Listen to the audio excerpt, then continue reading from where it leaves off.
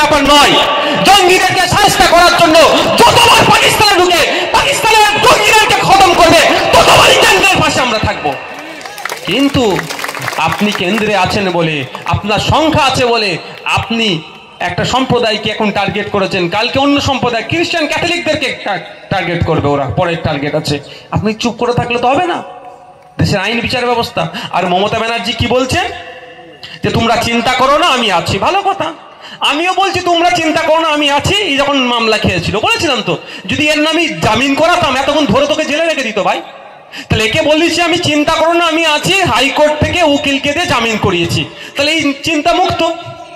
তো আমার আপনার সম্পত্তি চলে যাচ্ছে, চিন্তা করো না আমি আছি, তখনই তো বুঝবো যখন আপনি পশ্চিমবাংলার বিধানসভায় একটা বিল পাস করাবেন, একটা রেজুলেশন পাস করাবেন যে এই আইন মানা যাবে না, এই আইন যুক্তরাষ্ট্র পরিকাঠামোতে আঘাত দিচ্ছে, জমিটা হচ্ছে স্টেটের মধ্যে পড়ছে, কেন্দ্র এক লপ্তে সেটাকে দখল নিতে চাইছে, এই আইনের বিরুদ্ধে আমরা একটা রেজুলেশন পাস করাচ্ছি, সুপ্রিম কোর্টে গিয়ে মামলা করছি, তাহলে তো বলবো আপনি তাহলে ঠিকঠাক আছেন। সেটা করেছে?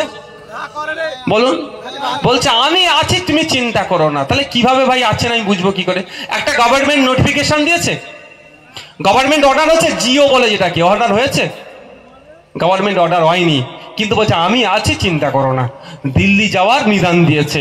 এবার আমি আপনাদের কাছে একটা অনুরোধ করে যাব, 2026 সাল আসছে, আমাকে ভোট দেবেন না দেবেন, এখানে প্রার্থী দেবো কি দেবো দেওয়ার ইচ্ছা আছে, আমি তাও বলছি আপনাদের কাছে আমি একটা অনুরোধ করে যাব। বিপদে বন্ধু চিনবেন তো ভাই, বিপদে পড়েছেন, রাজ্য সরকারের উচিত ছিল আপনার পাশে দাঁড়িয়ে এখানে বড় বড় আন্দোলন সংগঠিত করা, বিজেপিকে আরো চাপে রাখা, আইনকে প্রত্যাহার করতে বাধ্য করা, তা না করে আপনাকে দিল্লি যাওয়ার নিধান দিয়েছে।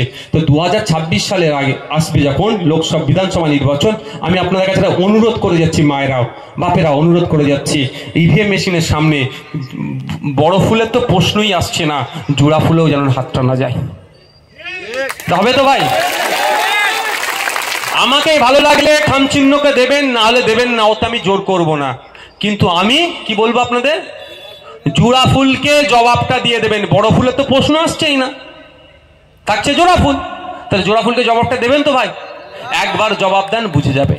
আমি ভেবেছিলাম এখন উনি দায়িত্ব নিয়ে, না বিশ্বাস করুন মমতা ব্যানার্জি দায়িত্ব নিয়ে পশ্চিমবাংলার যত রাজনৈতিক দলগুলো আছে ডাকবে, ডেকে বলবে কোন দেশে কি কোন রাজ্যে কি হচ্ছে দেখার দরকার নেই, আমার পশ্চিমবাংলাতে আমি আইন লাগু হতে দেব না, আমার সাথে কে কে সাথ দেবে বলো।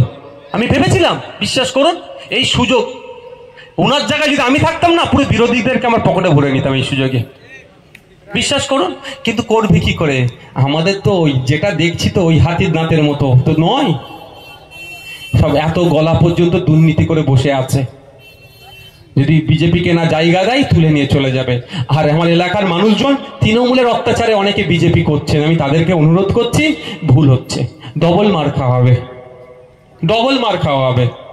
যে কেন বলুন তো, ও তৃণমূলের অত্যাচারে বিজেপি করছে, ও ভাবছে বিজেপিকে জবাব দেবে।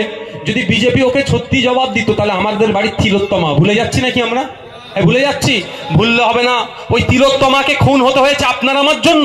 ওই ডাক্তারের ওই অপারেশন থিয়েটারে নোংরামি হতো, অপারেশন রুমে গিয়ে নোংরামি করতো আপনার আমার বাড়ির মহিলা রোগীগুলোর সাথে, তার প্রতিবাদ করেছিল। খবরে দেখেননি যে মর্গে যে সমস্ত মহিলা লাশ পড়ে থাকতো ওদের সাথে নোংরামি ভিডিও করে বিদেশে বিক্রি করতো, ওর প্রতিবাদ করেছিল তিলোত্তমা। আপনার আমার জন্য ওকে খুন হতে হয়েছে।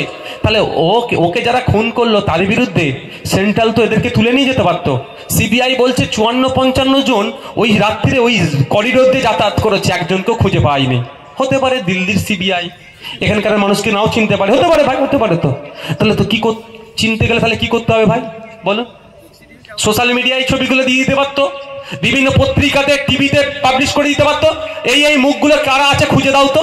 আমার পাড়ার কেউ যদি হয় আমরা খুঁজে পাবো না, তাহলে আমরা তো সিবিআই কে অ্যাড্রেস দিয়ে দিতে পারতাম। একটাও জিজ্ঞাসাবাদ করেছে? তাহলে মোদিজির দল, অমিত শাহর আন্ডারে পুলিশ অর্থাৎ সিবিআই, সে কি করলো? তৃণমূলকে বাঁচিয়ে দিল।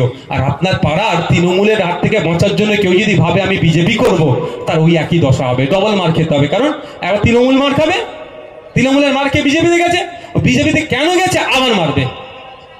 আসো আইএসএফের ছায়া তলে ওই লুকিয়ে লুকিয়ে গিয়ে চা খাবো না, লড়াই করবো চোখে চোখ রেখে। 18টা মামলা খেয়েছি, আরো 18টা খাবো, কিন্তু ন্যায় কথা বলে যাব। সকলে ভালো।